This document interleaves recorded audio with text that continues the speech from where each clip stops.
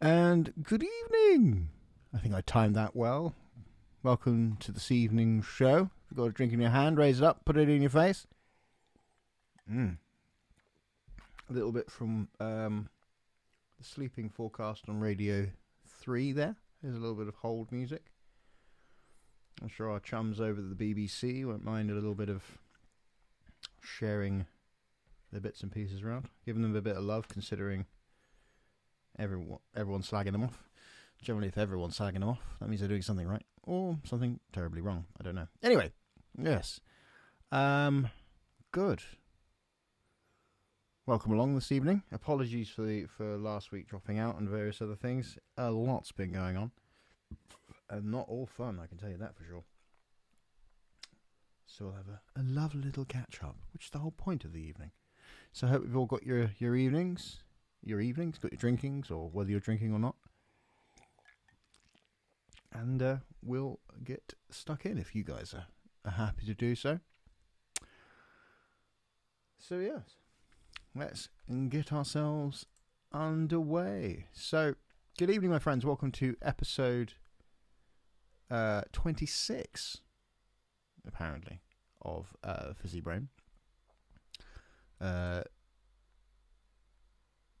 26 was meant to be last week, but it's obviously now rather than last week.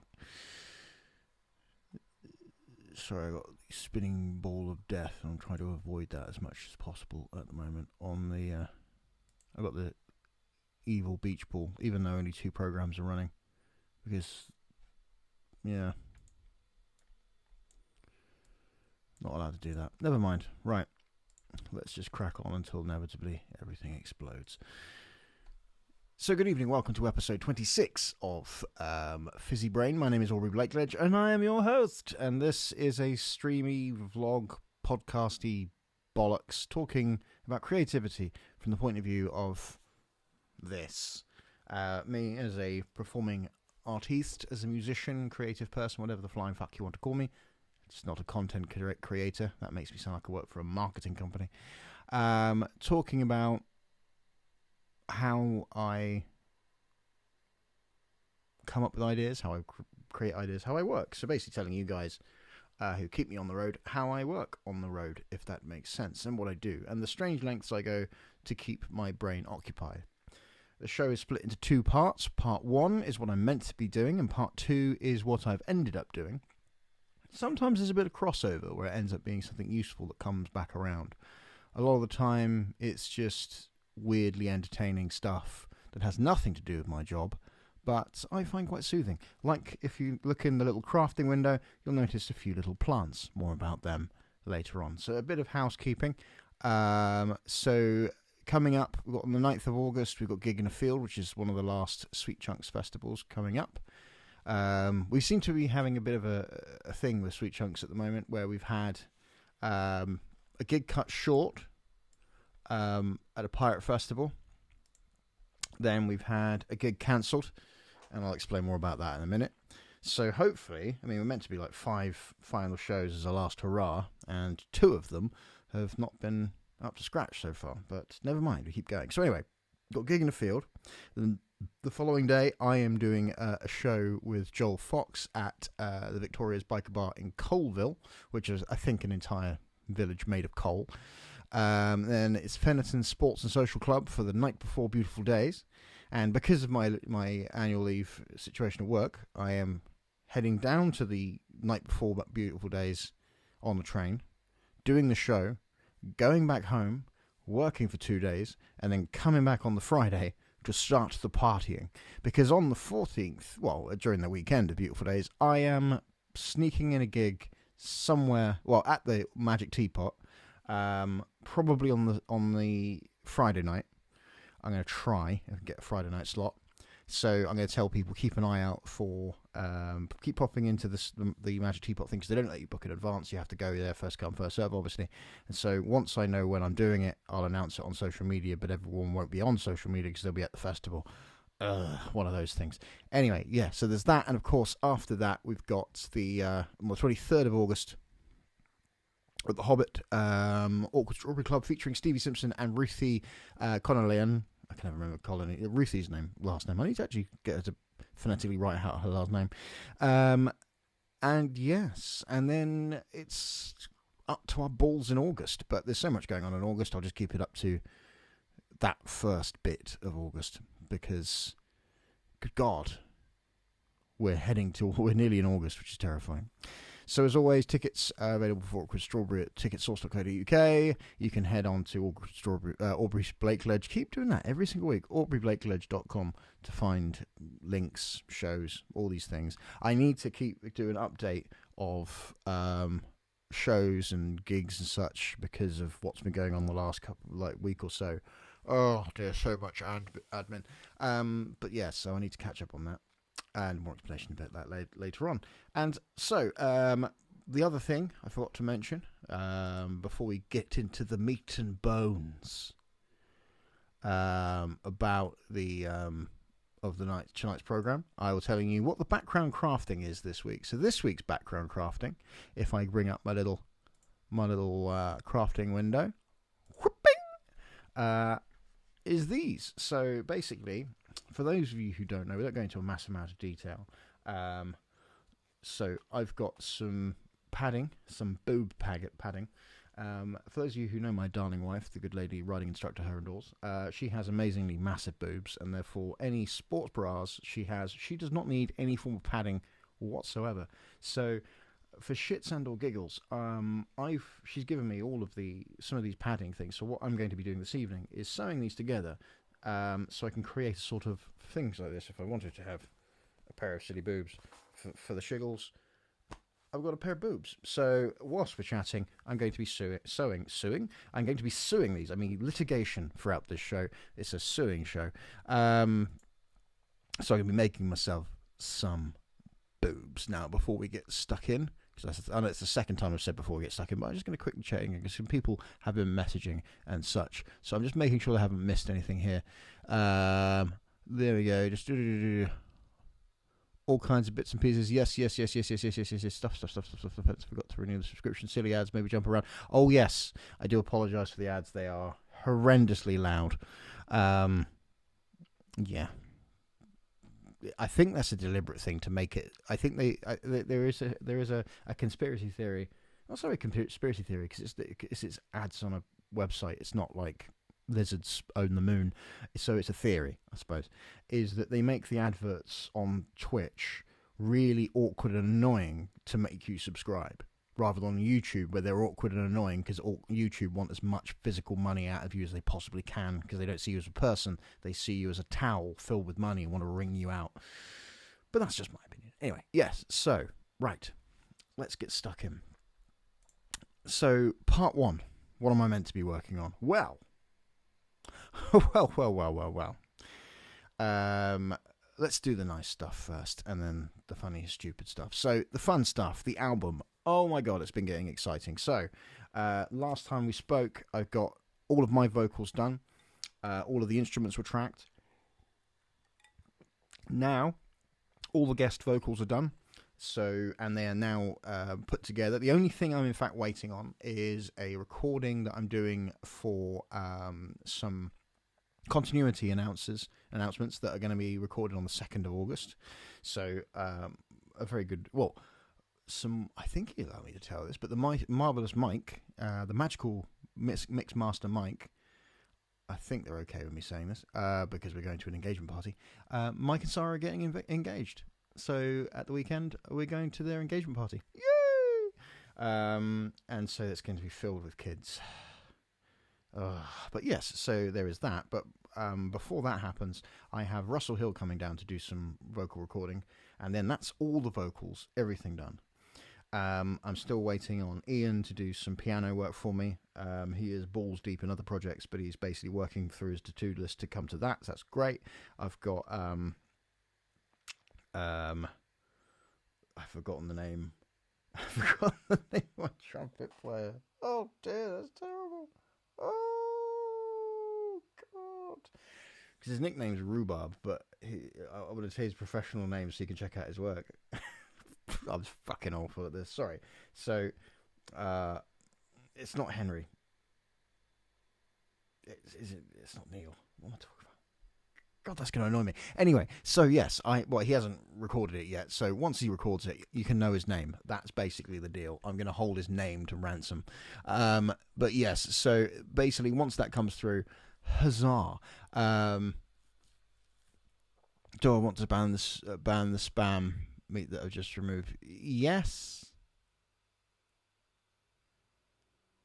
Potential between Twitch streamers and things. I could look into Twitch settings. I've got far too much to do at the moment, and the little tinkering with Twitch is the last thing on my mind, if I'm honest, at the moment. But thank you for the suggestion. Once I get more on board with things and sorted things out, and I'll explain why I've been a bit like, then you'll see. But I do appreciate the concern. Sorry, let's split that as two things. The suggestions about the advertising. That's really helpful. Thank you very much. It's on the very back burner, that sort of thing. But banning the spam, spot on. Yes, do that. Fabulous. That's because that's something for us to deal with right now, because that's fucking irritating. Yes. So thank you, Danny. Yes. So album basically cool. Right. So I've had to change producers. Not because Lou isn't any good or she's let me down or anything. It's just that to get everything recorded, I've had to move the timelines forward. And bless her, Lou is doing a lot of work at the moment with a lot of bands and can't spare the time to start earlier.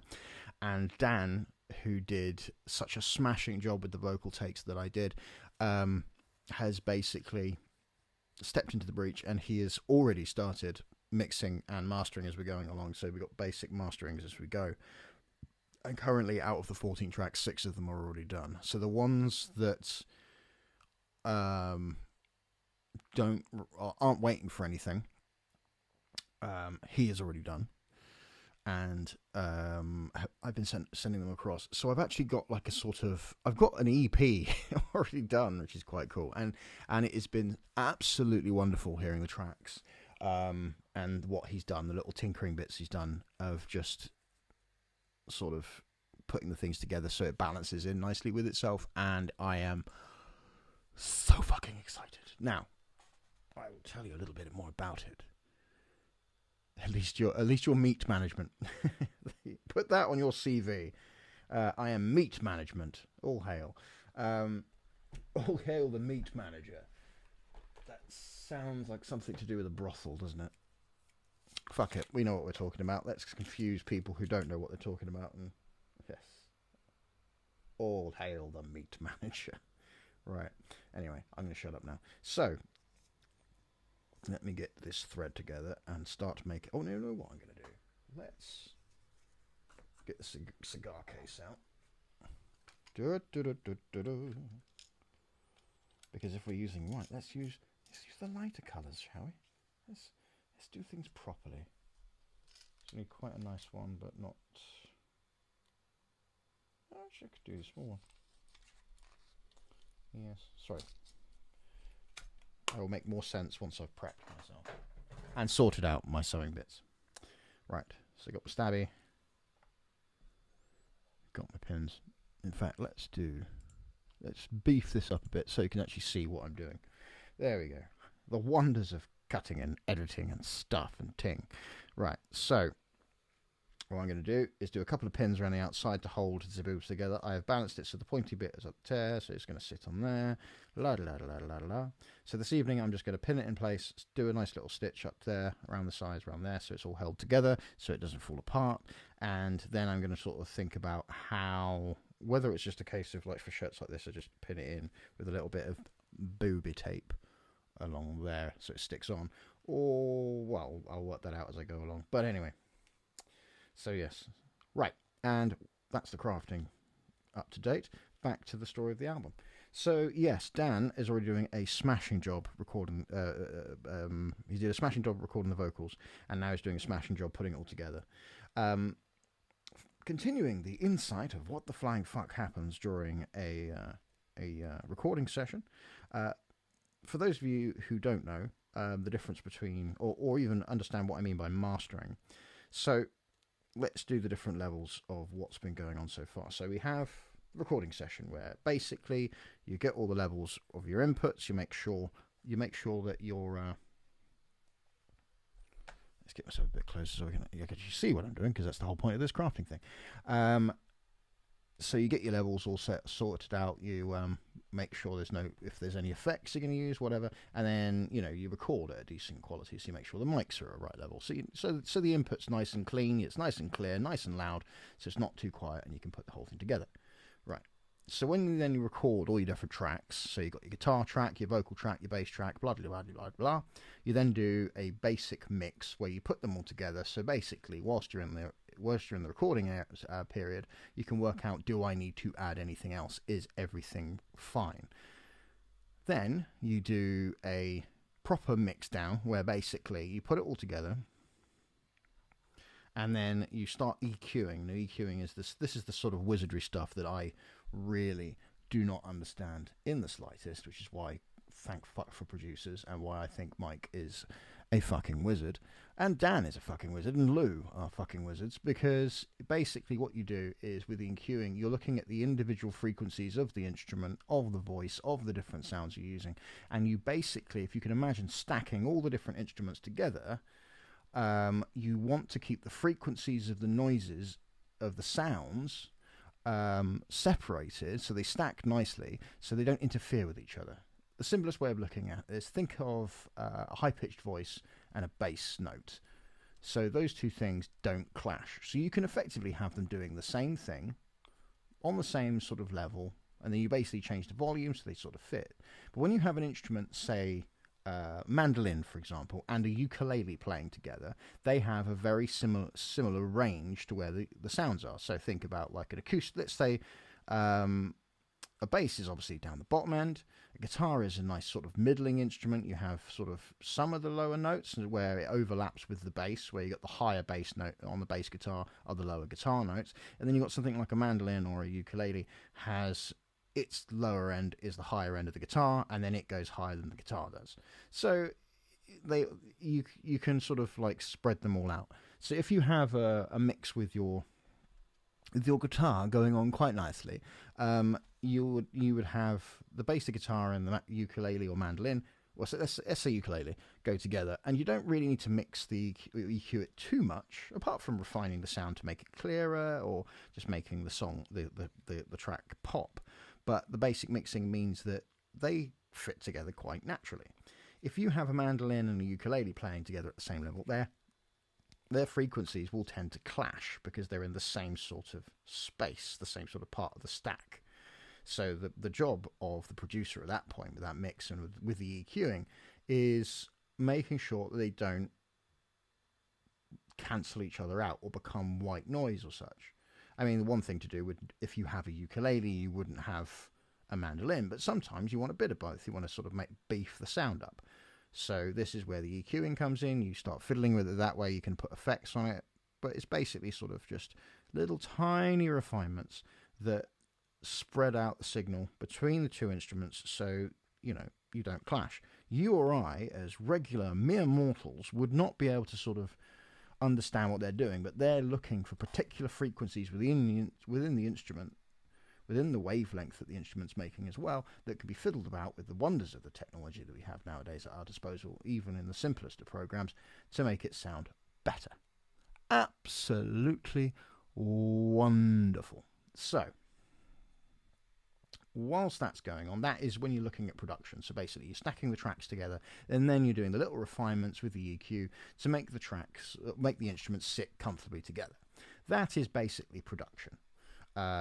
Obviously, I've said it in a really simple kind of way. It is a bit complicated and mystical, because it is complicated and mystical, and that's why it takes a fucking long time to do it well. Then you have what's called mastering. Mastering is effectively when you get all those tracks together and you do the same thing that you do with the instruments, but you effectively do it with the songs. So the idea is that your mix from track 1 is the same sort of layout of track 2. So effectively, unless you're taking a creative decision to make your instruments deliberately sound different, the drums will sound similar, if not the same, depending on preference of the artist. In track 1 and track 2. So the bass will sound the same. It will sound like it's on the same record, made by the same artist. So that's how you get, like, with good mixes on albums, they sound like they've been recorded by the same artists.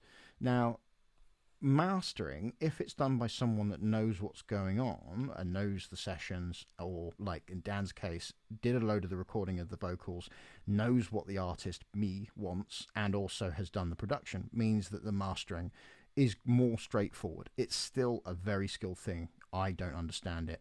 It's wizardry.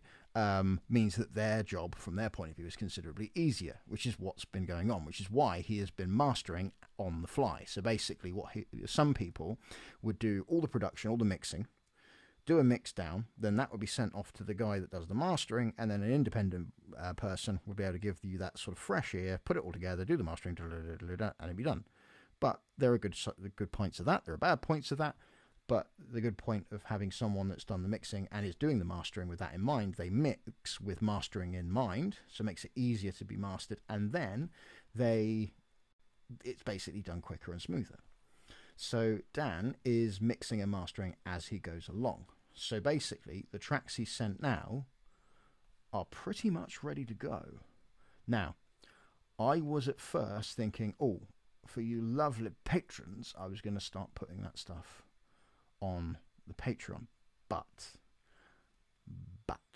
the only reason I haven't is because it sounds so fucking good. I want to put it out together in one lump when it is done. So what I'm doing for you lovely patrons, whatever the flying fuck I'm meant to call you guys, what I'm going to do is, instead, when the whole thing's put together, you guys will be having the digital copy put out as soon as it is done, because I want you guys to hear it, because of all the gratitude I've got for you guys putting together the album, and all the help over the years. And of course, if you're on the Kickstarter, the same thing as well. If you've got the digital copy, which is basically everyone, I will be sending across the digital album pretty early.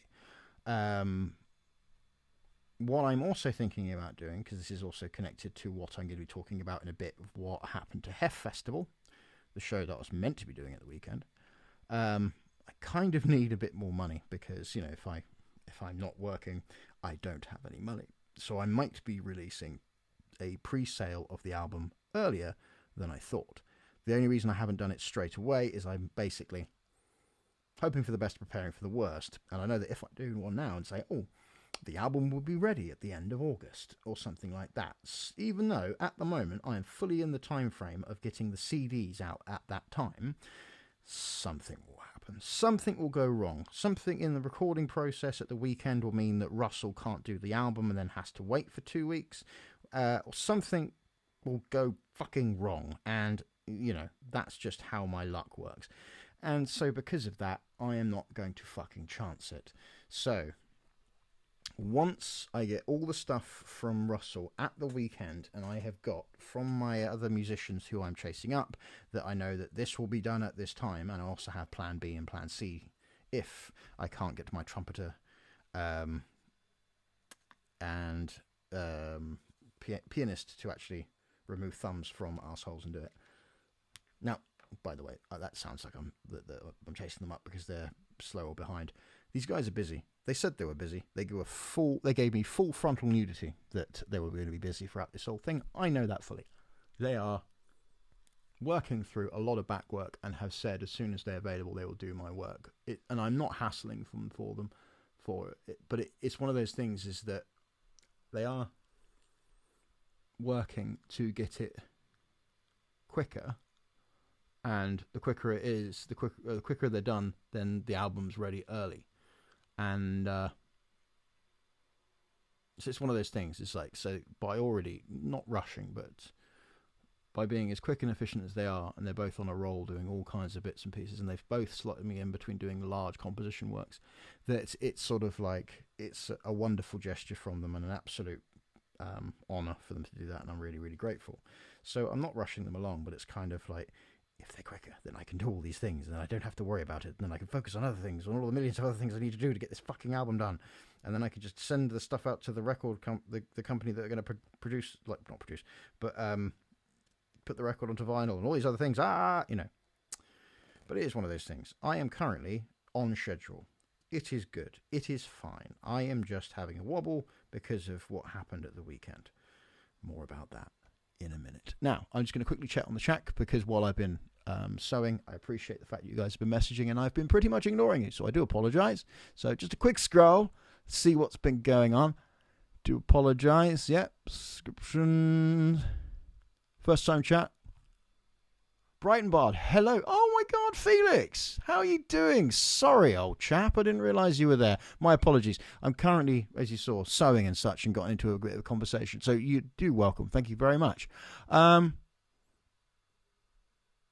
Yeah, basically Twitch is the you show. That's a good way of putting it, actually. Whatever you want to do with it, whether you want to stream stuff or do crafting, talking bollocks, or whatever. And this is what I do with it. So I'd love to see what you do with it, mate. So fair play. Oh, that's very nice. Lovely. Thank you very much for joining me. Didn't spot you there. Do apologise. I hope you haven't gone since then.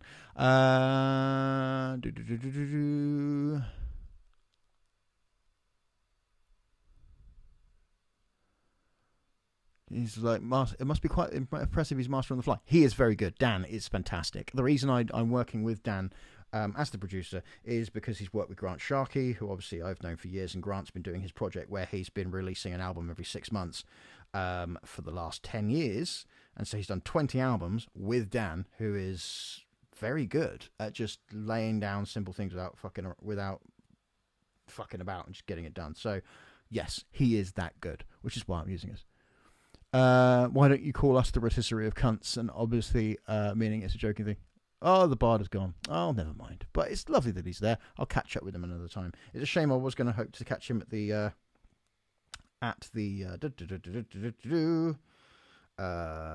Rum Festival in Southampton. I shall give him a message. That was very nice of him to drop on by. Probably just thought, what the hell is this? Why am I watching this weird bearded person that I know so? How very strange. Anyway, yes. The rotisserie of cunts is something that is a joke for the campfire at some point, rather, on the stream. There are jokes for you guys. There are jokes for the fires. There's jokes for the back of the van. And there's jokes for 3 in the morning when everyone's a little bit drunk. If I tell everyone everything all the time, then no one would have any like sort of little special space that's theirs. So, yeah. Right, so I think I've caught up with everyone. Right, smashing. Let me just check on... Yes, so we've got the album. What I was meant to be doing, again, is HEFF. Oh, sweet, sweet HEFF. Now, it makes it sound like something happened at HEFF. It's nothing to do with them at all. So for those of you who don't know, I did post up on social media that 2 things. One, I am currently now, for A Up My Duck next year, where I've been booked with a band, I've had to come up with a band name, and hence the name Rotisserie of Cunts. That was one that we were going to come up with based on a very silly joke I had with B-Sides, who is rather disappointed that I didn't go with Rotisserie of Cunts, and the huge backstory that goes with that. But so it was a sort of, I was planning to sort of think over the weekend, because Neil had asked, I need to know for the poster, can you tell me what the band name's going to be? And I was going to sit there and have a chat with Lily and basically go through ideas and some of the weird thoughts that I had, see what works, see what doesn't, blah, blah, blah, blah, make a decision, and then off we go. Obviously, something else occurred, and that pushed it out of my mind. But luckily, people sent a load of ideas. And it was sort of more of a piece of fun to hear what people would suggest and such like that. Which is always good fun to hear what people are doing. And also, it was a great way of letting people know that I'm looking at changing the name of the band. So I went for the Aubrey, Blakeledge and the Quest for Glory, because I just thought that was a nice and silly name. I was realising at one point, it's like, I was putting so much thought into the band name. No one's going to give a shit after about 5 minutes, because it's like when you say the word bus over and over again. The word it starts to lose meaning till you forget, what the hell does the word bus mean? Is this a correct word? Have I spelt this right? And so band names, after a while, mean nothing, because it's just associated with that band. So it's basically, I just thought, choose something that's fun, nice and simple, covers with the character of what we're going to do, and then go from there. Hence, the Quest for Glory. And of course, immediately, as soon as Quest for Glory came up and was done, I came up with other band names, and it was like sort of typical. One of those things. But yeah, that was fun. So I'm going to have to form a band and find some other musicians to work with, which I'm looking forward to, actually. But I'm going to be starting to look into that after the bloody album's done. I've got a couple of people in mind. we shall see who's available. And also I want to see if it can get it working and then book more than one. Because I want to do, ideally what I'd like to do is when I book festival shows, basically go, would you like to book me solo or book me as a band? And then have the band do a band version. And then, well, not a band version as in they're not allowed to play anymore. But you know what I mean. I've made that joke before. Never mind. Yes. Also, as well as doing that and choosing a new band name and sorting that stuff out, I was meant to play the marvellous HEFF Festival, which is Home Educated Families Festival. And they've been very good to Sweet Chunks over the years. And they've also been, I got that first gig from Funky and the Two-Tone Baby, who's also played there this year, who's been played for the last few years. And they've just been a little home from home. And what's really, really good fun there, and why we like it, is because it's all about these sort of home-educated families. The sound desk is actually manned by kids who are learning sound design, sound technician stuff and all that kind of thing in production, from the guys there who are sound techs and such. So while we're there, the lighting rigs and all the sound is being done by someone who's like 12 years old and doing a smashing job. It's not like that's good for a 12-year-old. It's like, no, they're being well taught. They're very good at it, and sort of helping people like find their feet in an industry that is a pain in the arse is actually really good fun. And also because it's basically a load of kids who have been raised to sort of not act like adults as in like not be children, but act like adults in a kind of,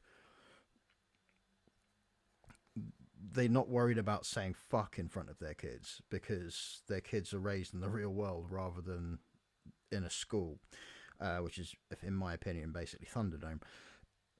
So you have lots of fun, like little kids watching these shows, sitting down the front as if it's like a sort of puppet show. But the parents quite happy with us saying cunt all the time. It's always a weird, but a good weird festival, and I absolutely love it. And also the guys there are absolute sweethearts. The staff, the team, everyone is just really nice, and it's a great little event. And so I was really fucked off when the care home that I work part-time in, I managed to get gastroenteritis, which was great. Basically, lived on the toilet from Thursday evening pretty much until like Sunday lunchtime. Loved that. That was great. I mean, I lost 7 pounds, and I don't mean down the back of the sofa. I mean, it was better than running. So upsides, downsides, that kind of thing, but it was still sort of very much, I'd rather not. Mainly, as well, not mainly, but especially because I was hoping on the Thursday night, I was meant to be going to the Isle of Wight to see Grant Sharkey's musical Weber, but couldn't because at the time I was sort of feeling really lethargic and thought, better not. I mean, going all the way over there and I'd have to cycle for 45 minutes to get to the venue. And I thought, I was just feeling a bit under the weather at that point, but aware that there'd been a bit of a stomach bug going around. And then that night was like, no, feel genuinely really, really horribly ill. No, this is awful. So missed that. Then I was meant to be going to see a play about Sister Rosetta Tharpe in Chichester, and that fell through because obviously ill. Then we had to cancel the fucking gig. Luckily, the marvellous Common Culture stepped in and sent me a lovely little video of the guys there wishing me to get well soon, which is really, really sweet. So they and also HEFF, the guys there, of course, were absolute sweethearts. Because we made the effort to actually go, we know someone that would fit all the bill really well, and if you want them, they can come and play already. And because we sort of did that, they were like, you know what? It's not like I deliberately got gastroenteritis. Because why the fuck would I want to do that? I don't recommend it. It is rubbish. Yeah, so there was that. Look at that. I think the first boob has been done. There we go. Boob on. Oh. So, one boob down. Two boobs to go. So, yeah. So I had to cancel the HEFF gig, which was really irritating because I was really looking forward to it. Because one of my favourite gig moments was there when we did a circle pit around me on a ladder, like not like a sort of against the wall or anything, but one of those sort of A ladders, with these kids just running around the outside. Amazingly, they didn't knock me over. Ash had a near heart attack because he thought one of them was going to bump into me, and that was how I was going to die. But I didn't, because they're actually, one of the things of home-educated kids, I think they learn consequences a lot better than kids in fucking schools. Anyway, I think you're getting the impression that I sort of, kind of, with all its faults, are leaning towards the idea of home-educated children rather than fucking schools.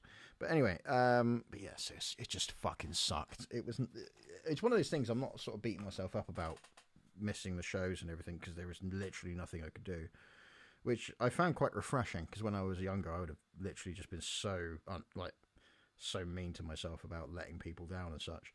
But it was just more that all these little things that I was really looking forward to were just being literally flushed down the toilet, along with, like I said, 7 pounds of weight. So yeah, it was a bit shit. But yeah, so that's basically part one. I had all these things I was meant to be doing, but then wasn't, because I spent a lot of the time on the toilet having an absolute mare of a time. Let me just get that ready together a bit more.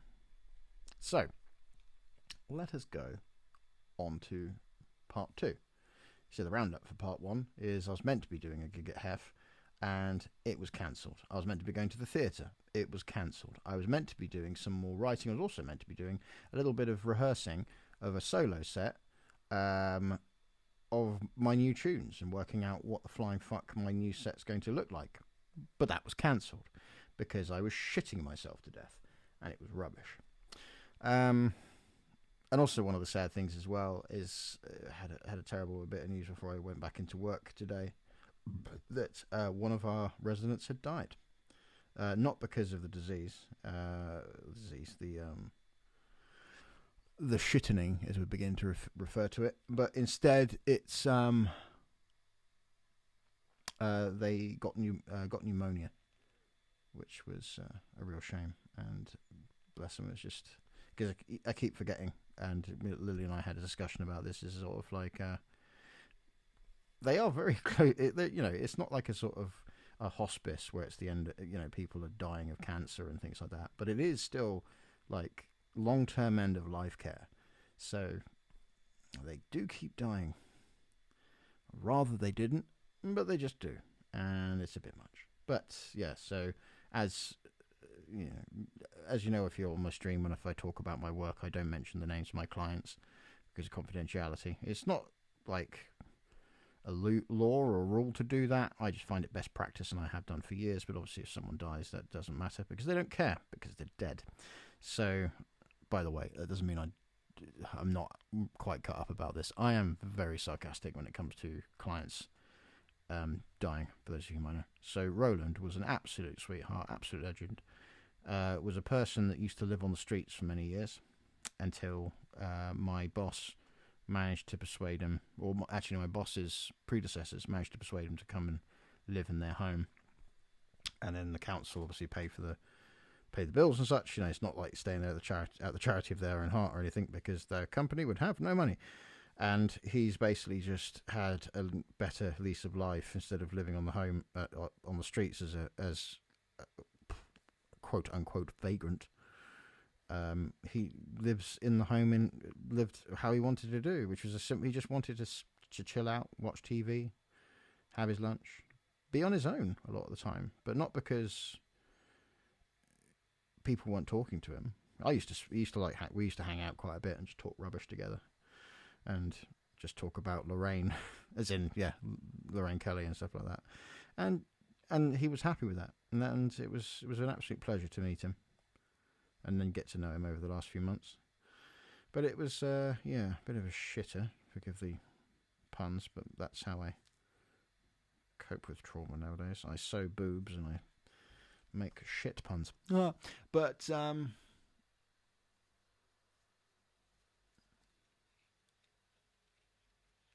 yeah, that's I'll put my hat on in a second. Oh, I managed to find my my gnome hat, which I mentioned last week. Actually, you know what? That actually brings up a valid point. I'll for those of you, if I keep on saying the podcast, I don't think I can be asked to make a podcast version, but let's say this ends up being on a podcast version where you can't hear or see the fact that I now look like a gnome. This has been an interesting thing for me, like the title that I give my clients. So I've been in and out of the care industry as a professional for the last 15, 16, 17 years, I think. Close to 20 years. I either work, the way that I do it, I either work in a care home or, well, in a care home, all kinds of different care environments. Specialising mainly in learning difficulties rather than, this is my first time working in dementia care. I'm an autistic specialist, or specialism. My specialism is autism and sort of developmental issues and such like that. So that's my area of expertise. But to stop myself going insane, what I do is I also work. I've worked in catering for years as well, so I would do like 5 years in one and then swap over, and then, or do like I take a 6 months to a year out if I was working in a. Well, I worked in a couple of someone with Huntington's disease, which is, for those of you who don't know, Alzheimer's and Parkinson's smashed into one, and it's somehow worse than both combined. And I had to take some time off. In fact, I stayed out of the care industry for a long time after that. And so I basically, as a break, work in chefing, which some would say that's a really stupid place to get to relax, because it's just, as in many ways, the same high levels of stress as the care industry. Yes, but I quite like working in those sort of environments. I'm not averse to being fully aware that I'm looking after another human being or working in a high stress environment and making sure that what I'm doing is to a high enough standard, because I'm literally affecting the health of human beings. But it's a nice way of getting a break, basically. And over the years, one of the things that's fucked me off when working in care homes is the committees of mainly care home senior managers who haven't worked with a client or a resident, a service user, for years, and they end up having these stupid fucking meetings where the main point they're going to discuss was, one of the things that always used to come around is the word no. So I remember this when I first joined the industry. It was literally, they were phasing out using the word no, and he said no causes incidents. And because they said it's a definitive, it basically means, they want to do an activity. They ask, can I do this? And you go, no. And then they go, and that causes incidents because that person thinks, oh, you're never gonna help. So what you need to do is give them let them know that it's not definitive. It's just like right now, it's not the same thing. So you would say later. And then literally 5 years later, there was another meeting to discuss the fact that the word later was now associated with incidents, behaviours, whatever you want to call them. Again, every one of these things has had meetings to discuss them. And then people started saying, oh, it's later, or then it became after a thing. So you would say after lunch, after dinner, after we do this. Now, the actual crux of the problem is this. It isn't the word no, it isn't the word later. It's the fact that the member of staff is not giving a person who is based their entire reality on organising themselves around time. Famously, people with autism, all different levels, one of the things is time management is one of the main things that can affect that person, either positively or negatively. And someone who is, say, low functioning, basically these people have issues communicating. They have so many things going on in their mind at one point that they get, the main concerns of our simple existence is not what they're worried about. They have more important things to worry about in their day-to-day life. And so things like what we're doing means a little less to them. So they've got more important things going on in their heads. And so and also the way that time is perceived is one of those things that's interestingly been discussed with some people. So the actual issue isn't the word no, it isn't the word later, it isn't telling them off. It's basically you're not explaining to them in a way that they understand when the activity is going to occur. I would be able to say no to my clients because I would actually give them the answer of when it would occur. I would say, no, not now. We're doing it after this. Here's your diary. this is when it's happening, Tuesday or after lunch. I quite often with people who had communication issues realised that there's no point doing all flyer language in between. No, after lunch. And it's the no is then not a definitive, not because I've made it happy or go like, oh, change the wording. It's because my attitude towards the person is different. It's like, oh no, we're not doing it. No means not now. I will tell you when it's going to be. Here it is. So I've basically answered their query and their follow-up query. No, we're not doing it.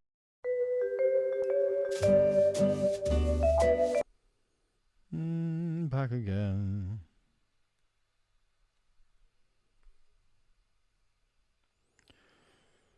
It's getting to the point where I'm not sure how to fix these problems with the streaming thing because there's no logic to it. It just decides, no, I'm not going to do that anymore.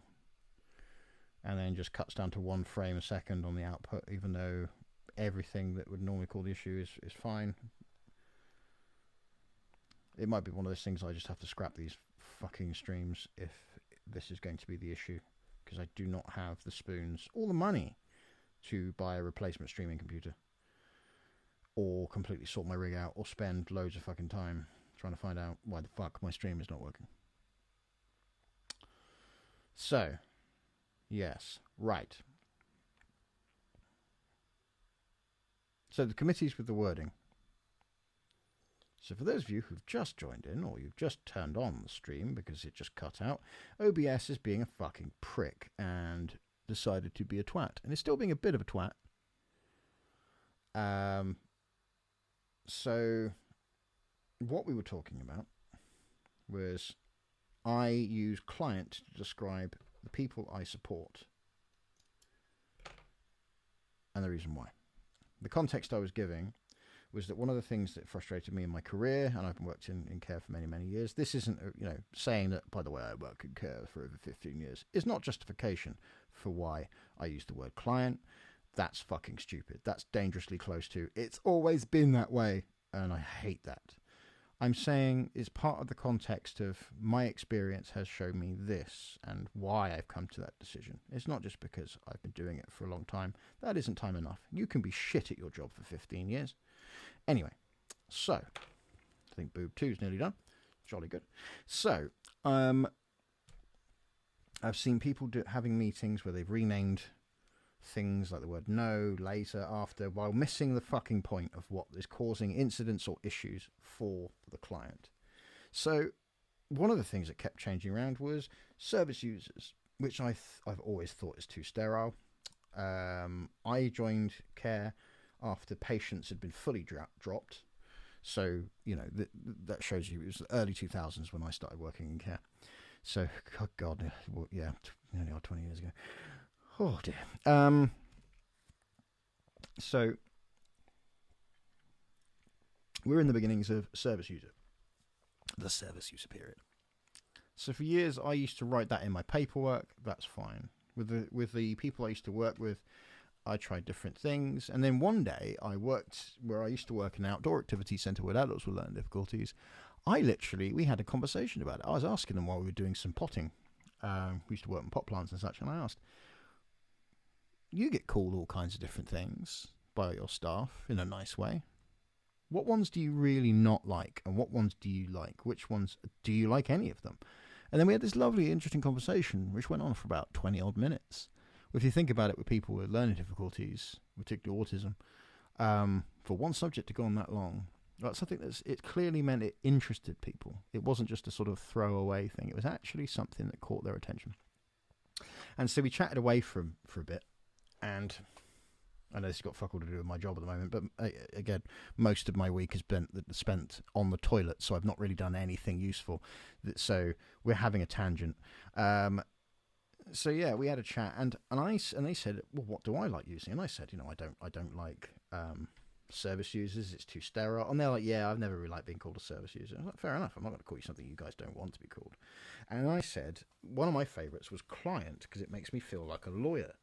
And also, I think it puts you in a good state of mind. Yeah, it's worked rather well.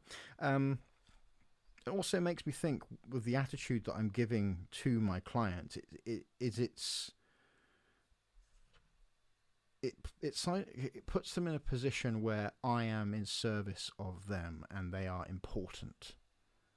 Like a lawyer, I'm clearly very versed in what I do. I have a lot of experience, but they are my priority. I am working with my client. My client needs to be looked after.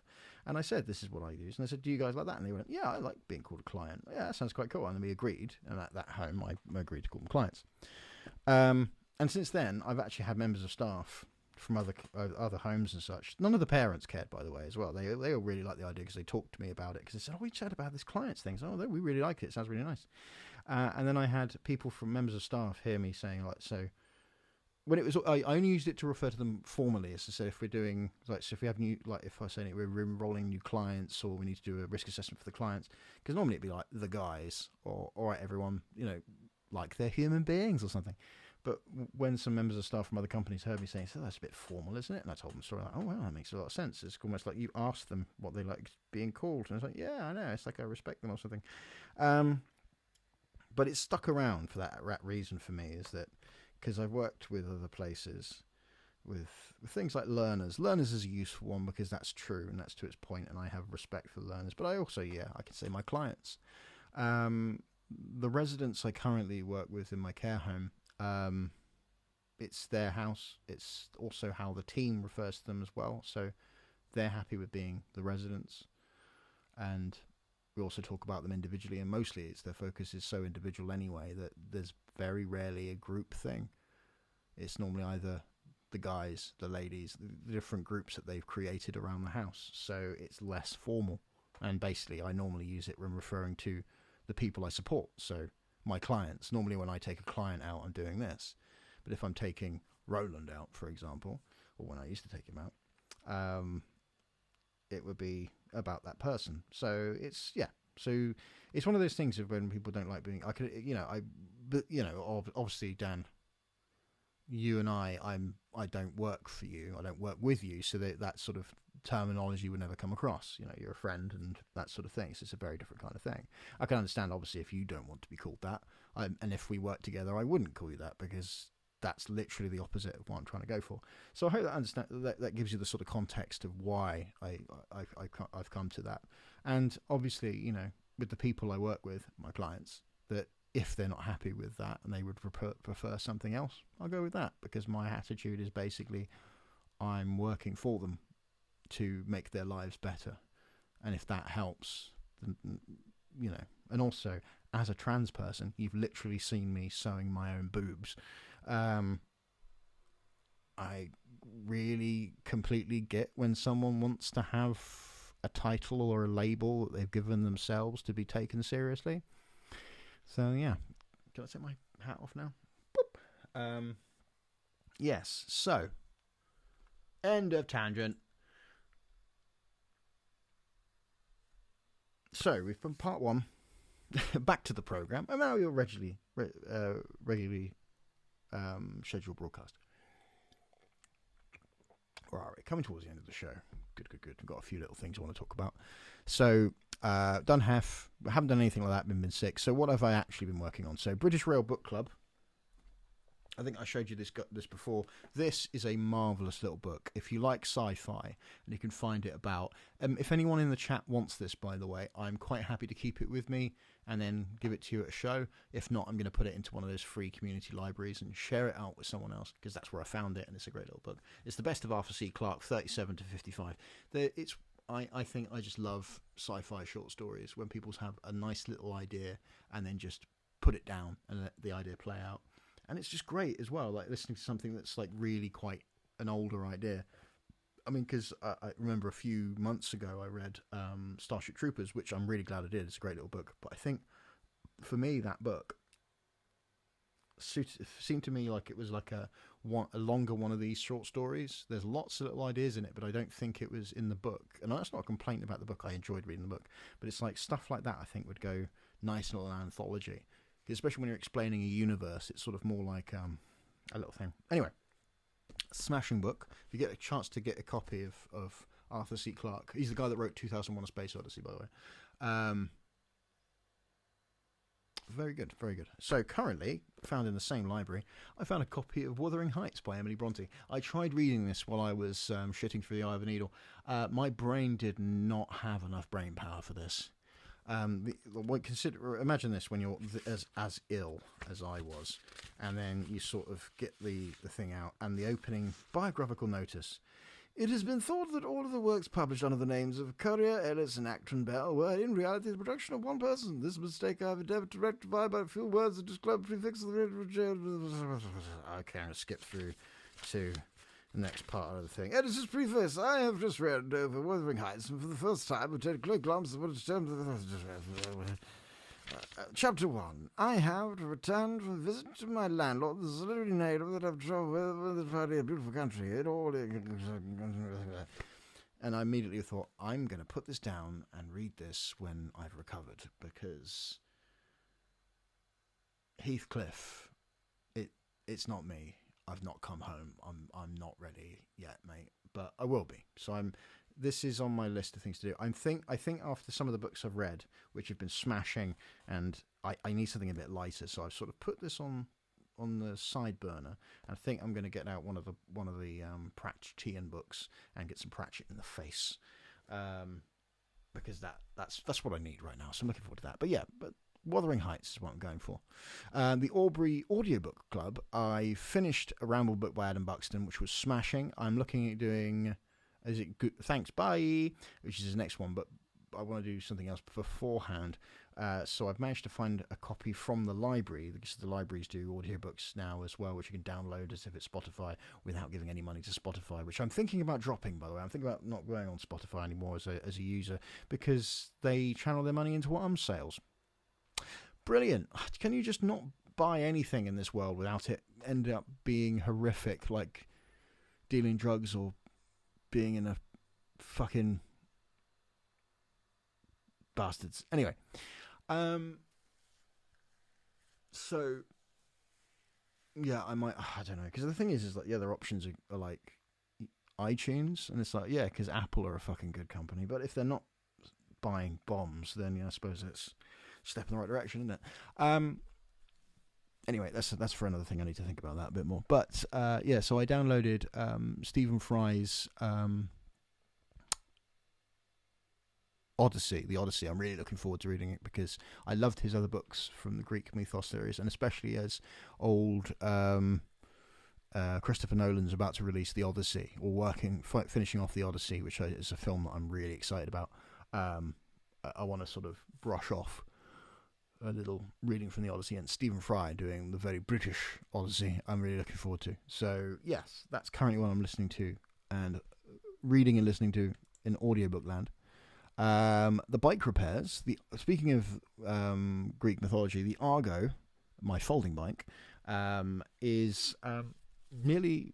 Well, it's actually fully ship-shape in Bristol fashion. It was making a horrible squeaking noise, and I thought it was like falling apart. And it turns out it was the lower rack hadn't been tightened up properly. Tightened it up, refilled the tyres and everything, sailing like a dream now, which is really, really good.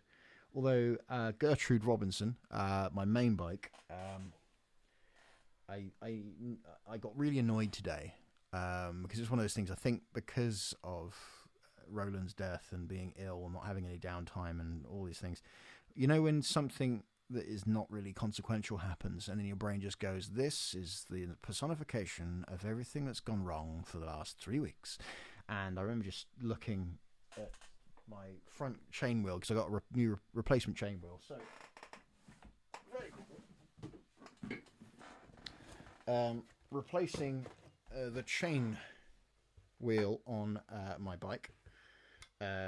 Got this delivered, then realised that the bottom bracket is not the same style bottom bracket that's on the bike, so I need to buy a new bottom bracket, which normally would be like, oh, right, yeah, of course, that's only going to cost me another 20 to 30 quid. That's fine, I'll order it on eBay, it'll arrive soon. The bike's currently functioning at the moment, that's all right. Not the end of the world. A bit annoying, because I would have liked to have gotten it fixed now, but I'm not going out for any major rides for a while, so that's okay. Did I act like that? Did I bollocks? What I actually said was, I was basically just swearing for about 20 minutes and staring at the bike. And then I would go online and start watching weird videos, and then go back to the bike and looking at it and going, you fucking son of a... And then go back to the online. This happened for 2 hours. So I realised things may have affected me a little bit. But anyway, the bike's fine. Gertrude is fine. I didn't throw Gertrude into the River Itchen, as it was tempted to do. It's just I'm going to have to buy a new part. But as the Argo's working fine, and Gertrude is actually, to be fine, working all right, then it's sort of like, well, who cares if I have to wait for a couple of weeks for a new bottom bracket? It is fine. I will get the right part, get it fixed on the bike, and then the bike will be absolutely spectacular. Because I've got the rear cassette, I've got a new chain for it, everything's ready to go. When the new parts arrive, put it together, ta-da, and it'll be great. I do need to buy some new parts for the Argo, but considering the Argo is 7-8 years old, it's about fucking time I replace some of those parts. So not the end of the world in the slightest. So again, it's just one of those things I'm just gonna have to purchase anyway. Speaking of that, Red Dave and Me by the Hairy Bikers, Dave White. I've heard about that. You're not the first person to recommend that book, Danny. I might have a look in that myself. And Kathleen in the book, yes. Problem is I know it's Kathleen, but every time I hear it, I just hear Cafe because of the Cockney version of Wuthering Heights. Anyway, so yes, that's all those bike bits and pieces. So before I head off, you're probably wondering, what are these little fellows here? So I have been doing some internal gardening. So I've got... I realised that what I wanted to do was actually show you my little pride and joy, which is my plant that I was about to say Anthony. It's not Anthony. It's Alfred, old Hitchcock, who has grown even bigger leaves and he's having a smashing time. But the problem is he is currently holding. He is my camera operator. So over here, Anthony and his pot are not Anthony. I'm going to call him Anthony now. Fuck it. It's Anthony Hopkins. Anthony Popkins is using his pot to balance the light stand. So he's busy. Otherwise, I would have shown you. So he's currently working, so I can't show you that. But these little pot fellows here, I hold them up to this camera. So this is a cutting from a pot plant that basically I've got growing in the front window. And I did a little experiment about transferring it over to some small pots. I've got so many flora pots, and I thought I might as well use them and actually just spread more little tiny bits of greenery, because I love having lots of little pot plants on my front windowsills, and I kind of want them on all my windowsills now. And so they've been doing all right, actually. So they've been. This is, I think, week 2, and they're not wilting. So they're starting to. They're doing the stuff, which I'm really happy about as well. So I also did a bit of a risk, where I got some rosemary from my rosemary plant out the front, where I trimmed it off. This is one of the stems that hasn't done so well, but the principle of how you do it, you basically strip off the bottom part, pop it into a pot. And this one's sort of holding on. You can see the difference of the quality. This one's sort of dying. This one's doing relatively okay. It's sort of holding on there. And also, I did the same thing with some lavender. Now, normally what you do, you see there's 2 in this, you do, imagine that's lavender. You basically get a bit of bud in there, strip it all under there, so you get like a stalk, whack in 3 of them. One of them will at least die, because they just don't do that well. And then you've got the chance of, 1 in 3 was surviving. And then if 2 of them keep going, and these are doing a lot better than all the others, then once they germinate and grow some more growth, and that one has got a little bit of extra growth down the bottom, I'll be able to put them into some bigger pots, and then I'll have 2 further lavender plants, which was great, because they smell fantastic when they start growing a bit bigger. But a couple of bits of my little current batch of pepper plants. So I've been growing these little fellows. Look at them go! And so I've got like 6 of these in different places, where they're little growing up on these old kebab sticks that I've got growing. So just there's loads of like, I feel like I'm making like Annika Rice making not Annika Rice, Angelica, no, the woman from Blue Peter who made Tracy Island, I think because of the amount of like yogurt pots and butter pots and such that I've got filled with plants, I just feel that I'm just doing a massive Blue Peter make around my house. So yes, this is the part which is like nothing to do with my day-to-day gigging stuff, drinking gin and plotting plants, like a really weird Snoop Dogg. But I've become addicted to my little plant menagerie, and also I forgot to bring him over. This lovely succulent is part of a plant that has now given me 6 of these lovely little fellows. Now, I've realised that I'm not a massive fan of flowering plants. Well, I like flowering plants, but I like growing greenery. And there's a lot of people who watch this who are actual gardeners going, why the fuck have you done that? It looks horrible. It's not dead. And for me, that is a massive achievement. So, fuck you. I'm having a great time. So, I'm really enjoying just having lots of greenery and lots of green leaves around the house. And so they're growing up, you know. I feel very much like that very smoothly spoken, like plant-obsessed nutter that says, hello, little tiny fern people, talking about succulent plants. And, yeah, it's great. Nice little hobby emerging.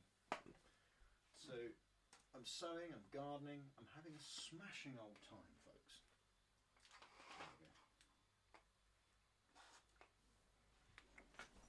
So yes, it's so Anthea Turner, that's it. It's a smashing.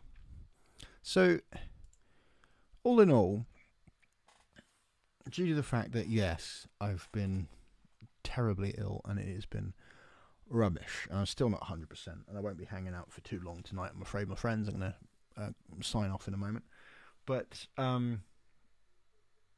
my plants are growing. My album is getting closer and closer to completion and is sounding so... I am so happy with it. I can't wait for people to hear it. I am so proud of this fucking thing. It is insane. And I've got new boobs.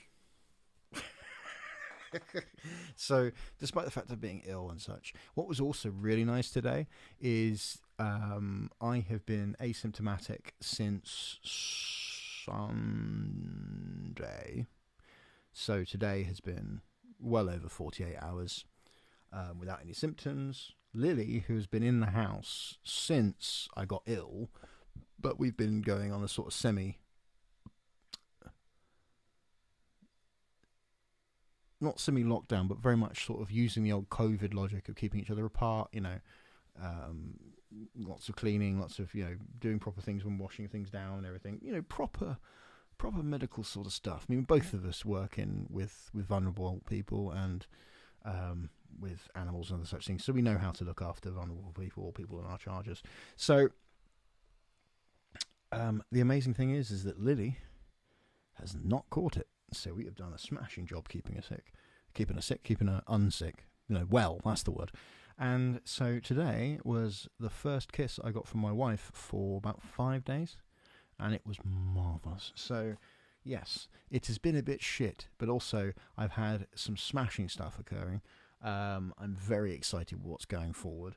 I'm very excited the fact that next year I'm going to be playing with my own band called the Quest for Glory because I'm stupid.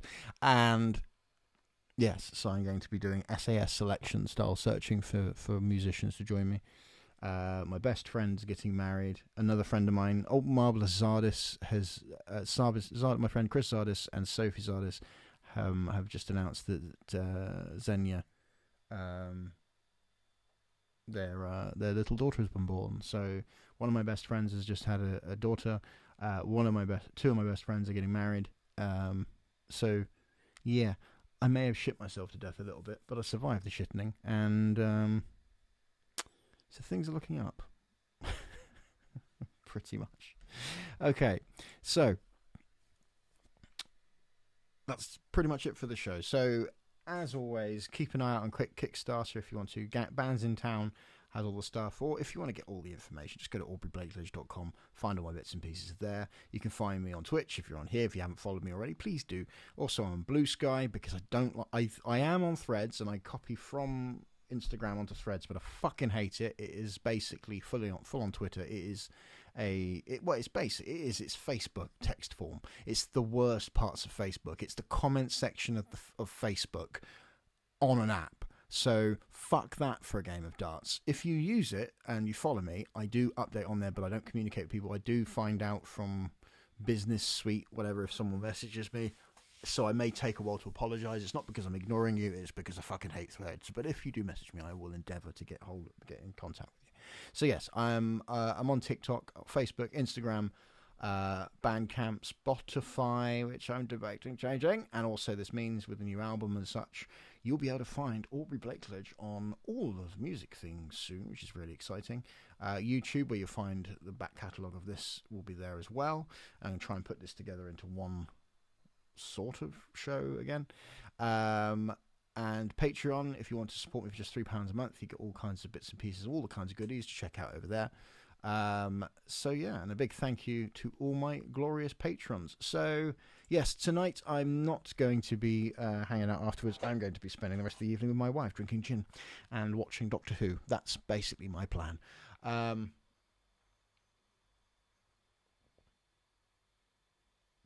Terrible. And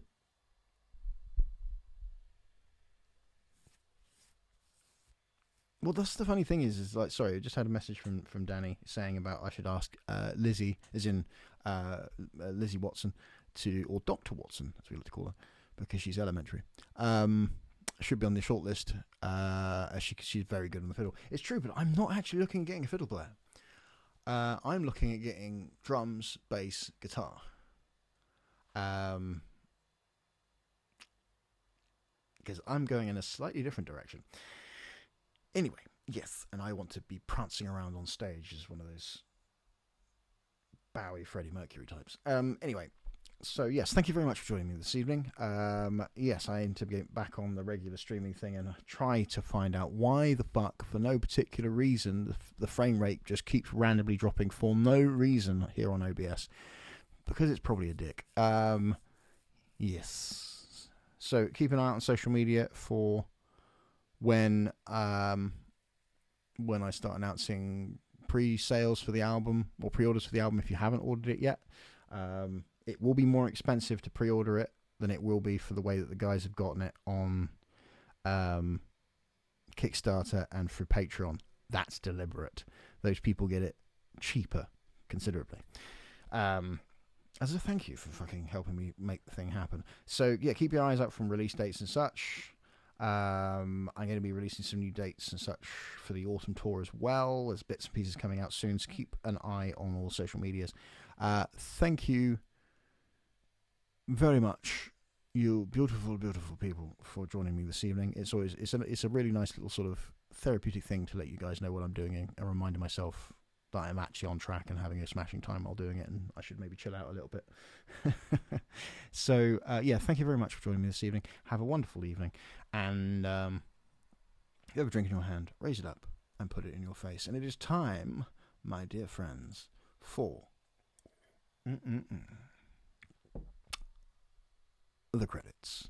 My glorious Patreons. A big thank you to Alan Fluker, Alison Percy, Andrew Harrison, MBE, Chris Freeman, Claire Hibbert, Danny, Dave Grant, he said Dave Gilmore, Dennis, Ed Butler, Ed Hamstar, Jen Wiseman, Jules Malone, Karen Martin, Sage Woodland, Kingsfoil, Melanie Thompson, Michael Wiles, Murray Turner, Puzzle the Cheetah, Rachel Lowe, Radish, Rich Grove, Rosemary Deadly, Russell Samantha Hannah, obviously reading this from my own list and I've cocked this up, Sharon Jessup, Smoke and Hyde, Toby Rogers, Wessex Girls, Ziggy Woodward. Join these legends for £3 a month, and also not forgetting my marvellous free patrons and everyone that's